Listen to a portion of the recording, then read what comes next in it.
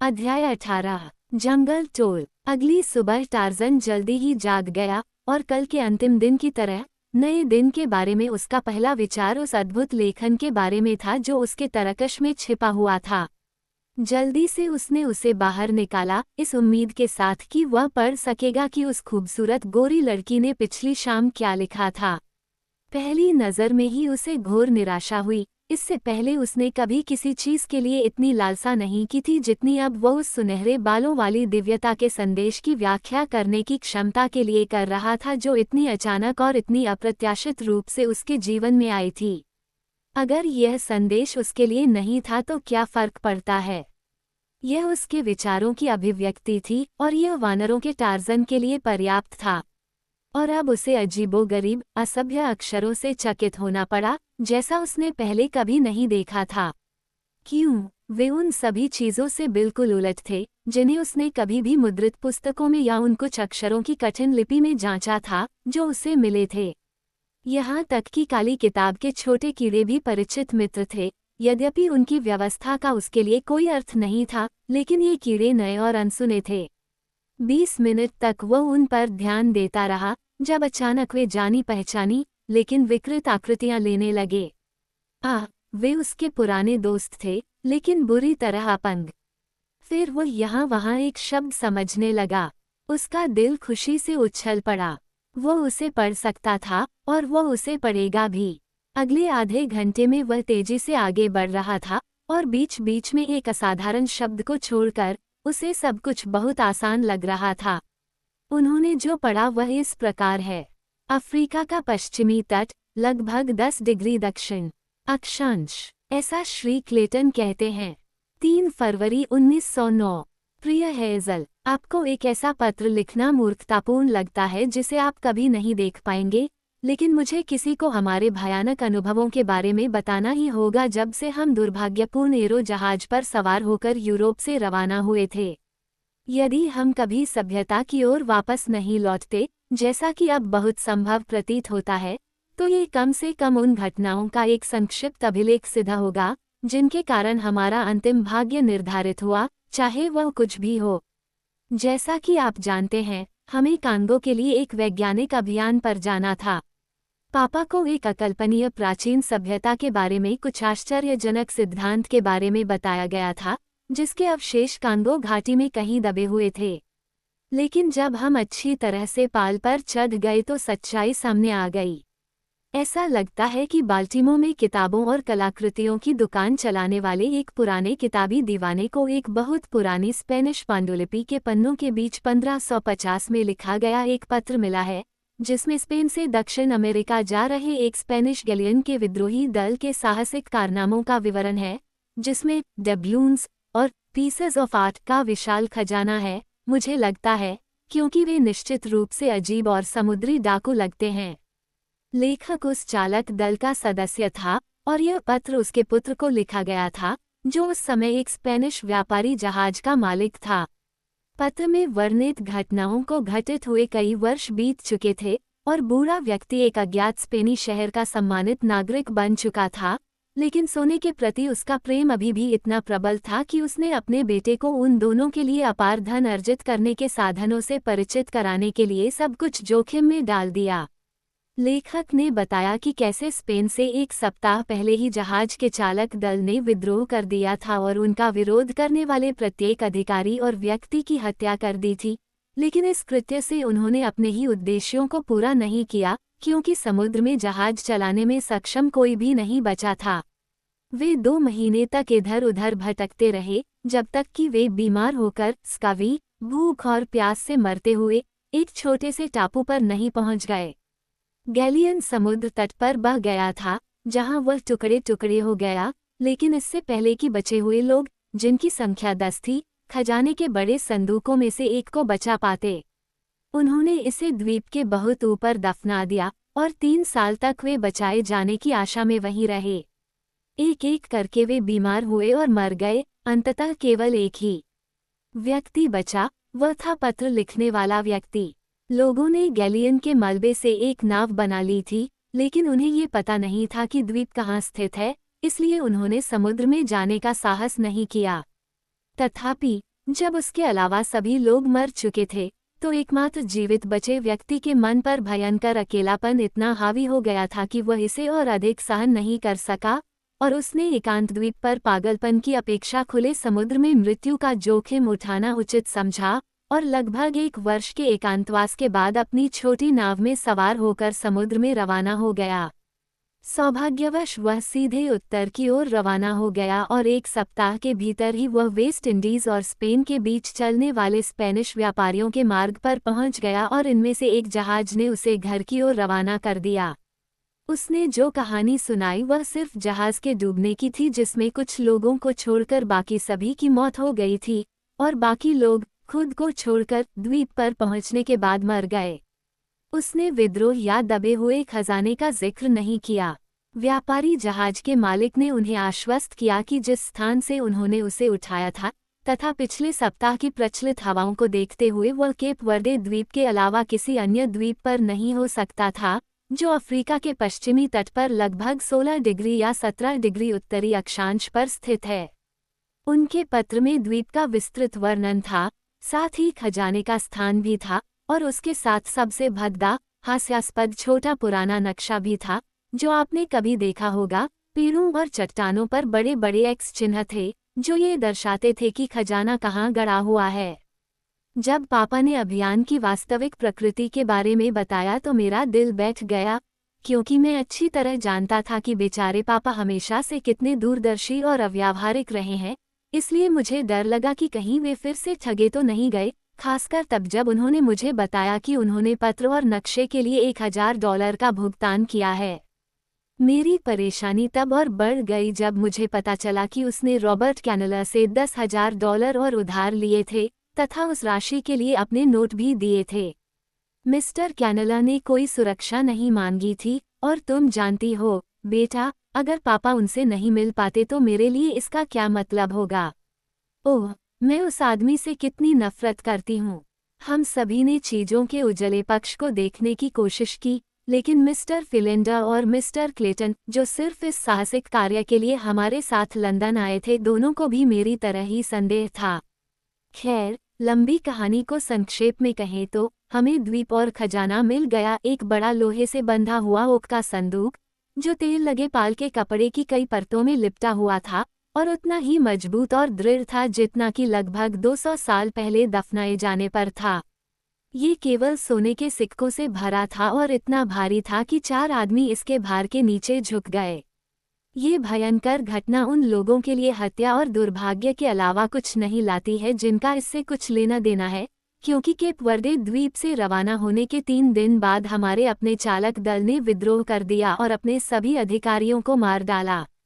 ओह, ये सबसे भयानक अनुभव था जिसकी कोई कल्पना भी नहीं कर सकता। मैं इसके बारे में लिख भी नहीं सकता।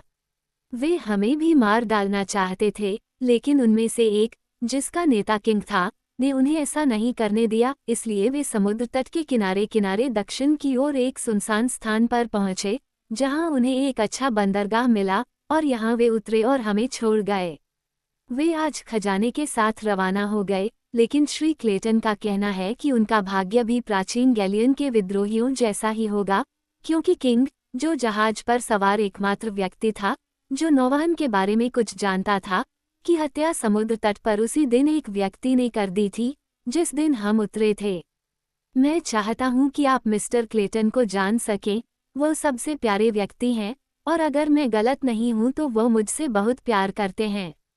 वो लॉर्ड ग्रास्टोक का इकलौता बेटा है, और किसी दिन उसे उपाधि और संपत्ति विरासत में मिलेगी।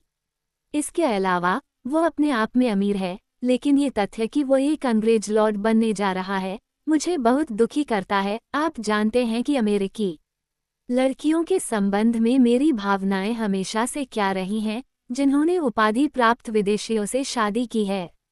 ओह, अगर वो केवल एक साधारण अमेरिकी सज्जन होते, लेकिन ये उसकी गलती नहीं है, बेचारे, और जन्म के अलावा हर चीज में उसने मेरे देश को गौरवान्वित किया है, और यह सबसे बड़ी प्रशंसा है जो मैं किसी भी व्यक्ति को दे सकता हूँ।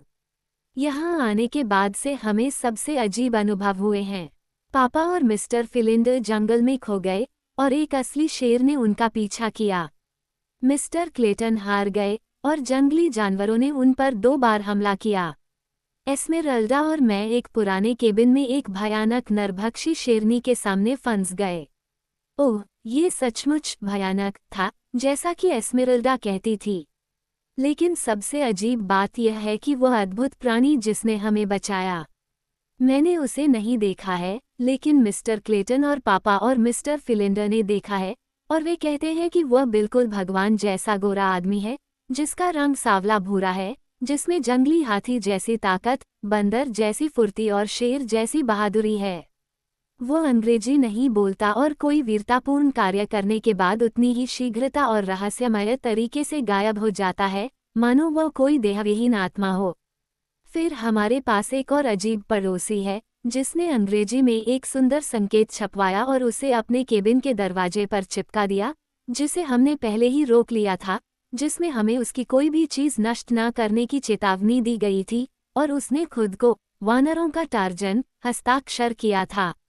हमने उसे कभी नहीं देखा, यद्यपि हमें लगता है कि वह आसपास ही है, क्योंकि नाविकों में से एक, जो श्री क्लेटन को पीठ में गोली मारने वाला था, जंगल में किसी अदृश्य हाथ से उसके कंधे में भाला लग गया था। नाविकों ने हमारे लिए बहुत कम मात्रा में भोजन छोड़ा है, इसलिए चूंकि हमारे पास केवल एक रिवाल्वर है, जिसमें केवल 3 कारतूस बचे हैं, इसलिए हम नहीं जानते कि हम मांस कैसे प्राप्त करेंगे। हालांकि श्री फिलिंडर कहते हैं कि हम जंगल में प्रचुर मात्रा में पाए जाने वाले जंगली फलों और मेवों पर अनिश्चित काल तक जीवित रह सकते हैं। मैं अब बहुत थक गया हूँ, इसलिए मैं अपनी घासों के उस अजीब बिस्तर पर जाऊंगा जिसे मिस्टर क्लेटन ने मेरे लिए इकट्ठा किया था, लेकिन जैसे जैसे चीजें होंगी, मैं इसमें दिन प्रतिदिन वृद्धि करता रहूंगा। सप्रेम, Jane Porter, Hazel Strong, Baltimore, MD को। पत्र पढ़ने के बाद टार्जन काफी देर तक भूरे रंग के अध्ययन कक्ष में बैठा रहा। इसमें इतनी सारी नई और अद्भुत बातें भरी हुई थीं कि उसका दिमाग उन सभी को पचाने की कोशिश में चक्कर खा रहा था। इसलिए वे नहीं जानते थे कि वो वानरों का टार्जन था। वो उन्हें बता देता था। उसने पेड़ पर पत्तों और टहनियों का एक छोटा सा आश्रय बनाया था, जिसके नीचे बारिश से बचने के लिए उसने केबिन से लाए गए कुछ कीमती सामान रखे थे। इनमें कुछ पेंसिलें भी थीं। उन्होंने एक लिया और जेन पोर्टर के हस्ताक्षर के नीचे लिखा, मैं वानरों का टार्जन हूँ। उसने सोचा कि इतना काफी होगा, बाद में वह पत्र केबिन में वापस कर देगा। टार्जन ने सोचा कि भोजन के मामले में उन्हें चिंता करने की कोई आवश्यकता नहीं है, वह उन्हें भोजन उपलब्ध करा देगा, और उसने ऐसा किया भी। अगली सुबह जेन को उसका खोया हुआ पत्र ठीक उसी जगह मिला जहां से वह 2 रात पहले गायब हुआ था। वह हैरान थी, लेकिन जब उसने अपने हस्ताक्षर के नीचे छपे शब्दों को देखा, तो उसे अपनी रीढ़ की हड्डी में एक ठंडी, नम ठंड महसूस हुई। उसने पत्र, या बल्कि हस्ताक्षर वाला आखिरी पन्ना क्लेटन को दिखाया। और सोचो, उसने कहा, वो अजीब चीज शायद हर समय मुझे देख रही थी जब मैं लिख रही थी। ओह, ये सोचकर ही मैं सिहर उठती हूँ। लेकिन वो मित्रवत होगा, क्लेटन ने आश्वस्त किया, क्योंकि उसने आपका पत्र लौटा दिया है, नहीं उसने आपको नुकसान पहुंचाने की पेशकश की है, और अगर मैं गलत नहीं हूं तो उसने कल रात केबिन के दरवाजे के बाहर अपनी दोस्ती की एक बहुत ही महत्वपूर्ण स्मृति चिन्ह छोड़ दिया है, क्योंकि जब मैं बाहर आया तो मैंने वहां एक जंगली सुआ का शव देखा। उसके बाद से शायद ही कोई दिन ऐसा बीता हो जब शिकार या अन्य भोजन की पेशकश न की गई हो। कभी कभी यह एक छोटा हिरन होता था, फिर कुछ अजीबोगरीब पका हुआ भोजन, मबोंगा गांव से चुराए गए कसावा केक, या एक सुअर या तेंदुआ, और एक बार एक शेर। टार्जन को इन अजनबियों के लिए शिकार करने में अपने जीवन का सबसे बड़ा आनंद मिलता था। उसे ऐसा लगता था कि धरती पर कोई भी आनंद उस खूबसूरत गोरी लड़की के कल्याण और सुरक्षा के लिए काम करने से ज्यादा नहीं हो सकता। किसी दिन वह दिन के उजाले में शिविर में जाता और उन छोटे कीड़ों के माध्यम से इन लोगों से बात करता, जिनसे वे और टार्जन परिचित थे। लेकिन जंगल की जंगली चीज की डरपोकता पर काबू पाना उसके लिए कठिन था, और इसलिए दिन ब दिन बीतते गए और उसके अच्छे इरादे पूरे नहीं हुए। शिविर में उपस्थित दल परिचय से उत्साहित होकर मेवे और फलों की तलाश में जंगल में दूर दूर तक भटकता रहा। शायद ही कोई दिन बीता हो जब प्रोफेसर पोर्टर अपनी व्यस्त उदासीनता में मौत के मुंह में न चले गए हों। मी सैमुअल टी फिलिंडर, जो कभी भी मजबूत नहीं कहे जा सकते थे, प्रोफेसर को बचाने के अपने अथक प्रयासों के परिणामस्वरूप निरंतर चिंता और मानसिक व्याकुलता के कारण छाया की छाया में चले गए। 1 महीना बीत गया। टार्ज़न ने अंततः दिन के उजाले में शिविर का दौरा करने का निश्चय किया। दोपहर का समय था। क्लेटन बंदरगाह के मुहाने पर जहाज़ों को देखने के लिए भटक गया था। यहाँ उसने लकड़ी का एक बड़ा ढेर रखा था, जो ऊंचा ढेर था, ताकि दूर क्षितिज पर किसी स्टीमर या पाल के आने पर उसे संकेत के रूप में जलाया जा सके। प्रोफेसर पोर्टर, श्री फिलिंडर को अपने साथ लिए हुए, शिविर के दक्षिण में समुद्र तट पर घूम रहे थे तथा उनसे आग्रह कर रहे थे कि वे अपने कदम वापस मोड़ लें, इससे पहले कि वे दोनों फिर से किसी जंगली जानवर का शिकार बन जाएं। बाकी लोग चले गए थे। जेन और एस्मेरिल्डा फल इकट्ठा करने के लिए जंगल में भटक गए थे और अपनी खोज में वे केबिन से दूर दूर तक चले गए। टार्ज़न चुपचाप छोटे से घर के दरवाजे के सामने इंतजार करता रहा जब तक वे वापस नहीं आ जाते। उसके ख्याल उस खूबसूरत गोरी लड़की के थे। अब वे हमेशा उसी के बारे में सोचते थे। उसे आश्चर्य हुआ कि क्या वह उससे डरेगी, और इस ख्याल ने उसे अपनी योजना त्यागने पर मजबूर कर दिया। वह तेजी से उसके लौटने के लिए अधीर हो रहा था, ताकि वह उसे देख सके और उसके करीब हो सके, शायद उसे छू सके। वानर मनुष्य किसी भगवान को नहीं जानता था, लेकिन वह अपने ईश्वर की पूजा करने के उतने ही करीब था जितना कि नश्वर मनुष्य कभी पूजा करने के लिए आता है। जब वह इंतजार कर रहा था, तो उसने उसके लिए एक संदेश छापने में समय बिताया। वह उसे संदेश देने का इरादा रखता था या नहीं, ये वो खुद नहीं बता सकता था, लेकिन उसे अपने विचारों को छपते हुए देखने में असीम खुशी होती थी, जिसमें वह इतना असभ्य नहीं था। उसने लिखा, मैं वानरों का टार्ज़न हूँ। मैं तुम्हें चाहता हूँ। मैं तुम्हारा हूँ। तुम मेरी हो। हम हमेशा मेरे घर में साथ रहते हैं। मैं तुम्हारे लिए सबसे अच्छे फल, सबसे कोमल हिरण, जंगल में घूमने वाले सबसे बढ़िया मांस लाऊंगा। मैं तुम्हारे लिए शिकार करूंगा। मैं जंगल के लड़ाकों में सबसे महान हूँ। मैं तुम्हारे लिए लड़ूंगा। मैं जंगल के लड़ाकों में सबसे शक्तिशाली हूँ। तुम जेन पोर्टर हो। मैंने इसे तुम्हारे पत्र में देखा। जब तुम इसे देखोगी तो तुम्हें पता चलेगा कि यह तुम्हारे लिए है और वानरों का टार्ज़न तुमसे प्यार करता है। संदेश समाप्त करने के बाद जब वो एक युवा भारतीय की तरह सीधे दरवाजे के पास खड़ा होकर प्रतीक्षा कर रहा था, तो उसके कानों में एक जानी पहचानी आवाज़ पड़ी। ये जंगल की निचली शाखाओं के बीच से एक बड़े वानर के गुजरने की आवाज़ थी। एक क्षण तक वह ध्यानपूर्वक सुनता रहा, और फिर जंगल से एक स्त्री की पीड़ा भरी चीख आई, और वानरों का टार्ज़न अपना पहला प्रेम पत्र जमीन पर गिराकर चीते की तरह जंगल में भाग गया। क्लेटन ने भी चीख सुनी, प्रोफेसर पोर्टर और मी फिलिंडर ने भी, और कुछ ही मिनटों में वे हौंफते हुए केबिन में आ गए और पास आते ही एक दूसरे से उत्साहित सवालों की बौछार करने लगे। अंदर की एक झलक ने उनके सबसे बुरे डर की पुष्टि कर दी। जेन और एस्मेरिल्डा वहां नहीं थे। तुरंत ही क्लेटन और उसके पीछे पीछे 2 बूढ़े आदमी जंगल में घुस गए और लड़की का नाम जोर जोर से पुकारने लगे। आधे घंटे तक वे लड़खड़ाते रहे, जब तक कि क्लेटन को संयोग से एस्मेरिल्डा की मृतदेह दिखाई नहीं दी। वो उसके पास रुका, उसकी नब्ज टटोली और फिर उसकी दिल की धड़कनें सुनी। वह जीवित थी। उसने उसे हिलाया। एस्मेरिल्डा! वो उसके कान में चिल्लाया। एस्मेरिल्डा! भगवान के लिए, मिस पोर्टर कहाँ है? क्या हुआ है? एस्मेरिल्डा! धीरे धीरे एस्मेरिल्डा ने अपनी आंखें खोलीं। उसने क्लेटन को देखा। उसने अपने आसपास जंगल देखा।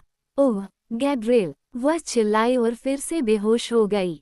इस समय तक प्रोफेसर पोर्टर और मिस्टर फिलिंडर आ चुके थे। हमें क्या करना चाहिए, मिस्टर क्लेटन? बूढ़े प्रोफेसर ने पूछा। हमें कहाँ देखना चाहिए? भगवान इतना क्रूर नहीं हो सकता कि मेरी छोटी बच्ची को मुझसे अभी दूर कर दे। क्लेटन ने कहा, हमें पहले एस्मेरिल्डा को जगाना होगा। वो हमें बता सकती है कि क्या हुआ है। एस्मेरिल्डा! उसने फिर चिल्लाते हुए काली औरत के कंधे को जोर से हिलाया। ओ गैब्रिएल, मैं मरना चाहती हूँ। बेचारी औरत चिल्लाई, लेकिन आंखें बंद करके। मुझे मरने दो, प्यारे भगवान, मुझे वह भयानक चेहरा फिर से न देखने दो। आओ आओ एस्मेरल्डा, क्लेटन चिल्लाया। भगवान यहाँ नहीं है, यह मिस्टर क्लेटन है। अपनी आंखें खोलो। एस्मेरल्डा ने वैसा ही किया जैसा उसे कहा गया था। हे गैब्रिएल, भगवान का शुक्र है, उसने कहा। मिस पोटर कहाँ है? क्या हुआ? क्लेटन ने पूछा। क्या मिस जेन यहाँ नहीं है? एस्मेरल्डा ने चिल्लाते हुए कहा, अपने एक बड़े से शरीर को संभालते हुए बहुत तेजी से उठकर बैठ गई। हे भगवान, अब मुझे याद आया। यह उसे ले गया होगा, और नीग्रो ने रोना शुरू कर दिया और अपने विलाप को विलाप करना शुरू कर दिया। प्रोफेसर पोटर चिल्लाए, उसे कौन ले गया? एक बहुत बड़ा दानव जो बालों से ढका हुआ था। एक गोरिल्ला, एस्मेरल्डा, मिस्टर फिलिंडर ने पूछा, और जब उन्होंने ये भयानक विचार व्यक्त किया तो तीनों पुरुषों की सांस रुक गई। मैंने सोचा कि यह शैतान है, लेकिन मुझे लगता है कि यह उन गोरिल्फेंट में से एक रहा होगा। ओह, मेरा बेचारा बच्चा, मेरा बेचारा छोटा शहद। और फिर से एस्मेरल्डा अनियंत्रित रूप से रोने लगी। क्लेटन ने तुरंत ही पदचिह्नों की तलाश शुरू कर दी, लेकिन उसे निकटवर्ती क्षेत्र में कुचली हुई घासों के अलावा कुछ भी नहीं मिला, और जो कुछ उसने देखा, उसका अनुवाद करने के लिए उसकी लकड़ी की कला बहुत ही कम थी। दिन भर वे जंगल में भटकते रहे, लेकिन जैसे जैसे रात होने लगी, उन्हें निराशा और आशाहीनता के कारण हार माननी पड़ी, क्योंकि उन्हें ये भी पता नहीं था कि वह चीज़ जेन को किस दिशा में ले गई है। अंधेरा होने के काफी समय बाद वे केबिन तक पहुंचे, और एक दुखी और शोकग्रस्त समूह उस छोटी सी इमारत के भीतर चुपचाप बैठा था।